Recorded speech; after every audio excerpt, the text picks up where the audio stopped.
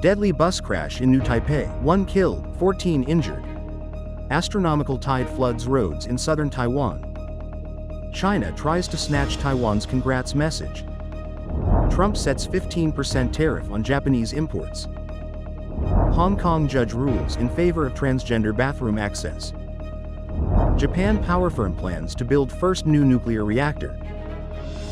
Visiting the U.S. will soon require $250 visa integrity fee. Singapore's famous landmark undergoing $8 billion expansion.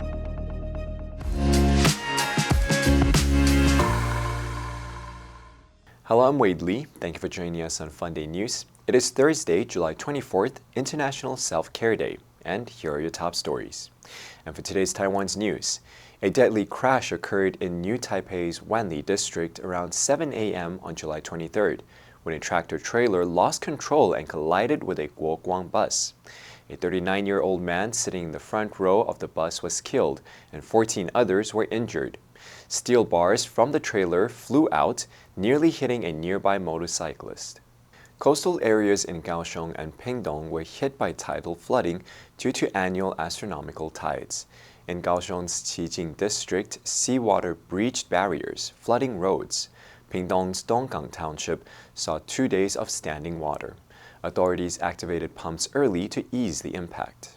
Taiwan's men's taekwondo team won silver at the University Games in Germany, but a post-match scene turned tense as two Chinese team members tried to seize a congratulatory message meant for the Taiwanese athletes. A scuffle broke out, and Taiwanese side blocked the attempt. And in global news, President Donald Trump said Tuesday that his administration had reached a deal with Japan, one of the largest U.S. trading partners, to lower its tariffs rate to 15% as part of a sweeping trade agreement. The rate is lower than the 24% Trump threatened Japan with on April 2nd and the 25% he said he would impose on Japanese imports in a letter on July 7th. Before Trump's current terms, the effective U.S. tariffs rate on Japanese imports were less than 2%. Japanese Prime Minister Shigeru Ishiba confirmed the agreement, saying the 15% rate was the lowest so far among countries that sell more goods to the United States than they buy from it. He told reporters, "We have exerted all our efforts to protect our national interests. Among the countries that have a trade surplus with the United States, we have achieved the greatest results." August 1st is the latest deadline Trump has imposed on countries to make deals to avoid the tariff rates he set in dozens of letters posted on social media. Even though that deadline had been delayed before, Treasury Secretary Scott Bessent said it was a pretty hard deadline. A Hong Kong judge on Wednesday struck down regulations criminalizing the use of bathrooms designated for the opposite sex, ruling in favor of transgender individuals' rights to access public toilets that match their gender identity. Judge Russell Coleman approved the judicial review of Kay, who was born a woman and identifies as a man, stating that the regulations contravene an article of the city's mini-constitution, which stipulates that all residents should be equal before the law. But he suspended the declaration to strike down the regulations for a year to allow the government to consider whether it wishes to implement a way to deal with the contravention. He stated that the regulations in drawing the line of a person's biological sex at birth create a disproportionate and unnecessary intrusion into the privacy and equality rights. The ruling marks another step forward in recognizing the rights of LGBTQ+ people in recent years. The government has revised policies following activists' victories in legal challenges. Currently, only children under 5 years old accompanied by an opposite-sex adult may enter a public washroom designated for the opposite sex. Those who violate the rule face a fine of up to 2,000 Hong Kong dollars.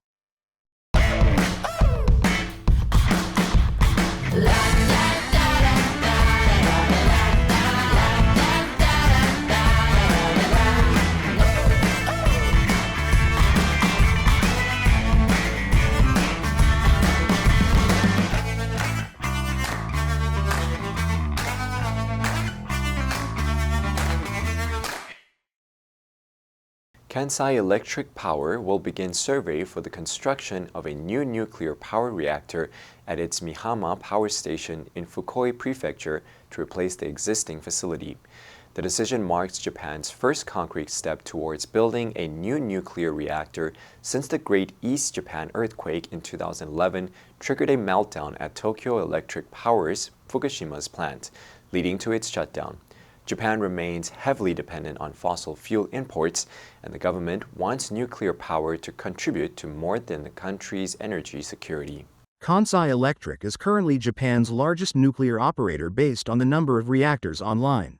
Mitsubishi Heavy Industries is working with 4 utilities, including Kansai Electric and Hokkaido Electric Power, on the basic design of the reactor type. Kansai Electric provided no construction cost estimate, but Katora said funds would be raised through bonds, loans, and other appropriate means, adding that no equity issuance is currently planned. Japan currently operates more than a dozen reactors, with a combined capacity of around 12 gigawatts. Many are undergoing relicensing to meet stricter safety standards implemented after the Fukushima disaster. Before 2011, Japan operated 54 reactors.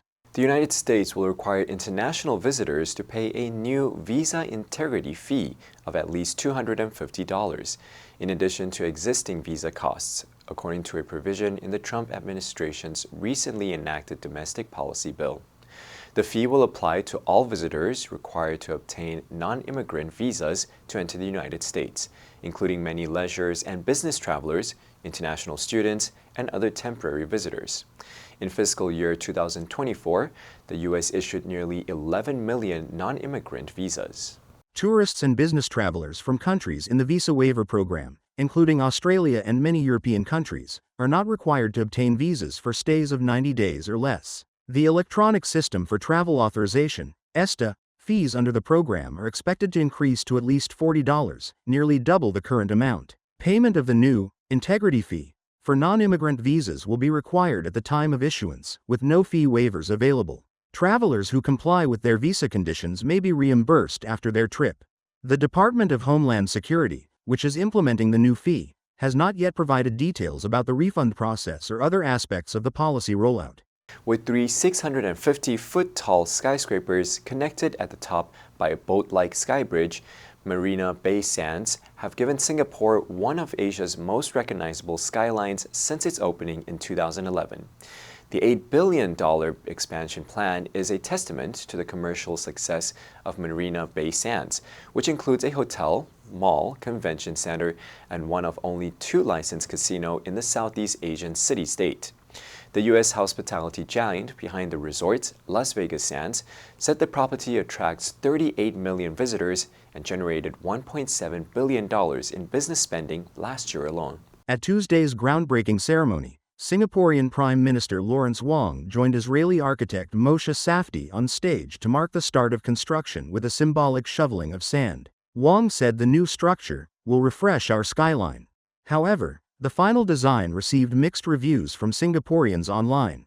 Some critics said the new tower looked out of place and stuck out like a sore thumb, comparing it to a huge dehumidifier or a 4th person lurking beside its 3 neighbors. Others were more sympathetic, suggesting the tower would eventually blend in naturally with the other skyscrapers planned for the district in the coming decades.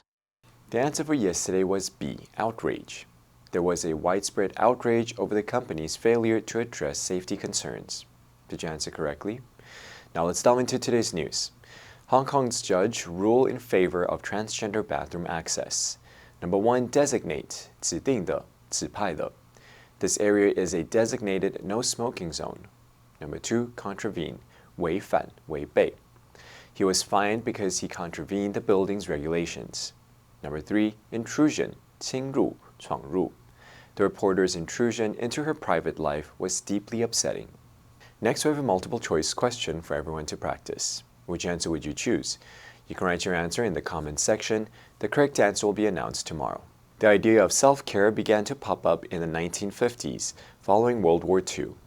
International Self-Care Day was first celebrated in 2011 when it was established by the UK-based organization International Self-Care Foundation.